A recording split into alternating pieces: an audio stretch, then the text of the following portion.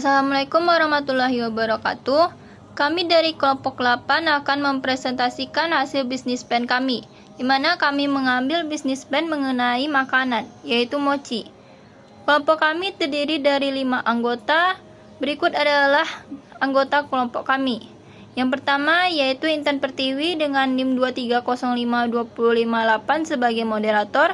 Yang kedua, Amelia Putri Hendrina dengan NIM 23052002. Yang ketiga, Amelia Wahyuni dengan NIM 2305299. Yang keempat, Akbar Zikri Ratullah dengan NIM 230237. Yang kelima, Arya Rizky Brahmatori dengan NIM 23052004. Yang mana materi pertama yang akan dibacakan oleh Akbar Zikri Ratullah. Kepada Akbar kita persilakan. Ingin menjelaskan tentang latar belakang. Jika melihat perekonomian di Indonesia saat ini, banyak dari berbagai kalangan yang tidak memiliki pekerjaan karena kekurangan lapangan pekerjaan. Jumlah lapangan kerja yang tidak sesuai dengan jumlah penduduk yang semakin bertambah. Oleh karena itu sangat diperlukan seorang kewirausahaan yang bisa menciptakan lapangan kerja untuk orang lain sehingga bisa mengurangi pengangguran di Indonesia. Peluang bisnis dalam bidang makanan sangat terbuka lebar karena makanan adalah kebutuhan pokok manusia. Baiklah, teman-teman, kita lanjut ke materi berikutnya, yaitu tentang deskripsi produk. Produk mochi adalah kue sederhana yang berasal dari Jepang. Mochi ini banyak dijumpai di mall, minimarket, dan toko-toko lainnya. Meskipun perusahaan dari produk ini banyak dan memiliki kekuatan yang besar, akan tetapi kami memiliki tampilan yang unik dan menarik dengan adanya varian stroberi, coklat, mangga, dan lain-lain. Mochi sangat disukai dari berbagai kalangan karena memiliki tekstur yang lembut dan rasa yang segar dari isian buah pada mochi.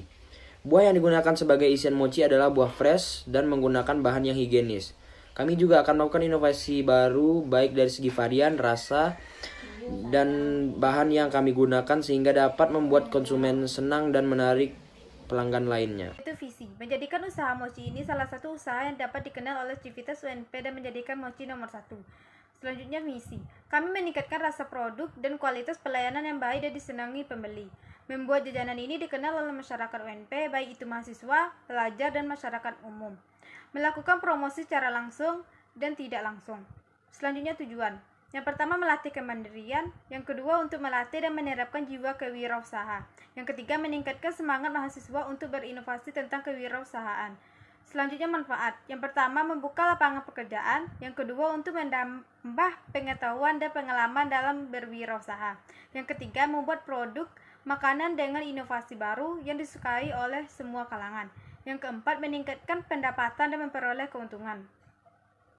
Baiklah, saya akan melanjutkan materi selanjutnya, yaitu rencana produksi dan operasional, di mana dalam mochi ini terdapat bahan dan alat, tetapi saya hanya menampilkan proses produksi mochi.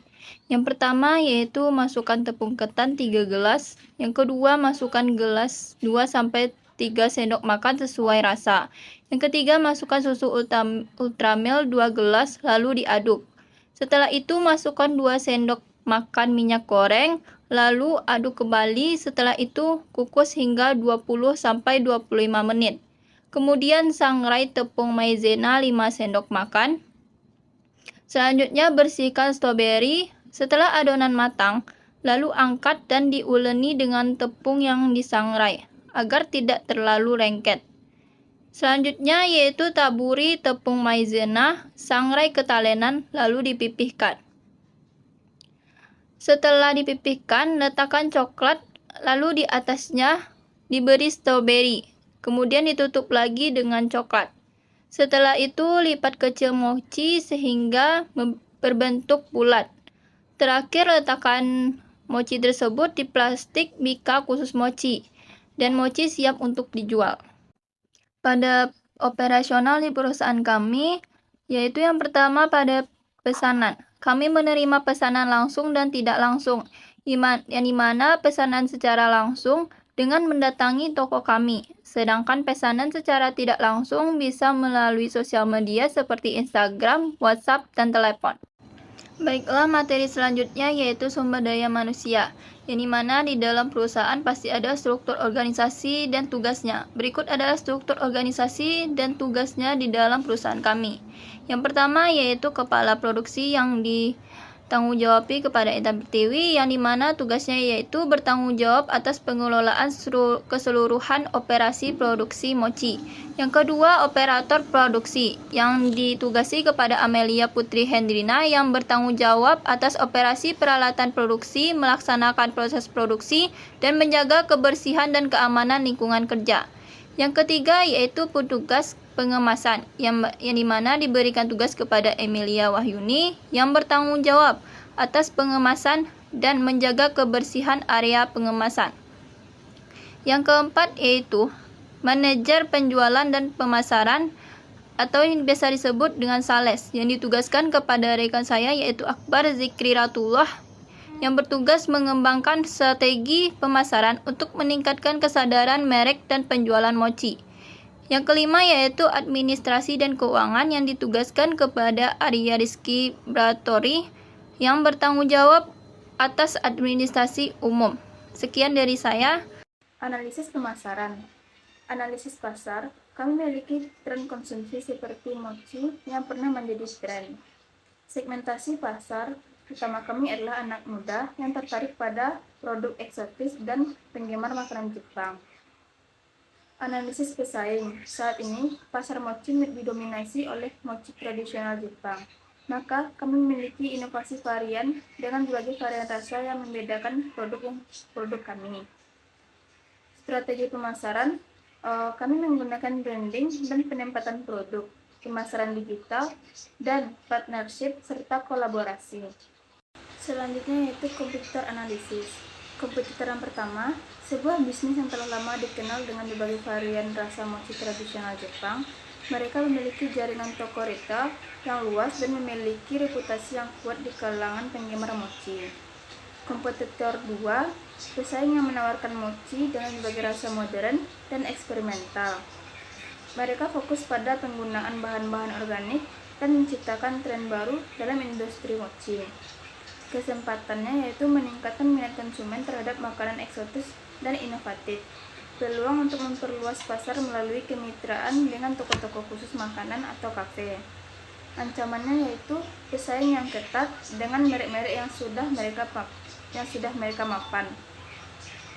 Perubahan tren konsumen yang dapat mengancam permintaan produk mochi.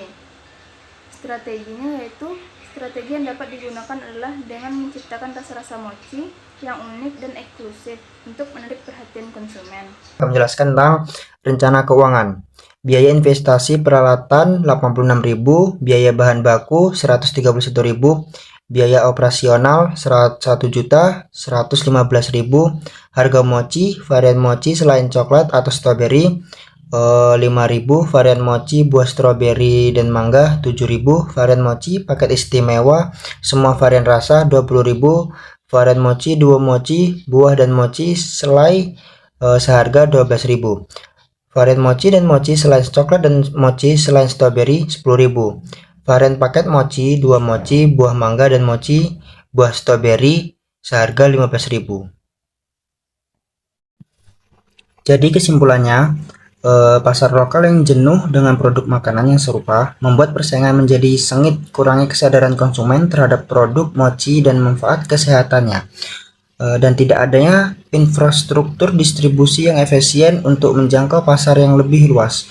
Maka kami membuat inovasi dalam rasa dan kemasan untuk membedakan produk dari pesaing melalui iklan dan promosi pemasaran untuk meningkatkan kesadaran konsumen tentang manfaat kesehatan mochi, memperkuat jaringan distribusi melalui kemitraan dengan toko-toko supermarket, kampus, dan sosial media. Hal ini akan meningkatkan penjualan dan pasar melalui diferensiasi produk dan kampanye pemasaran yang efektif.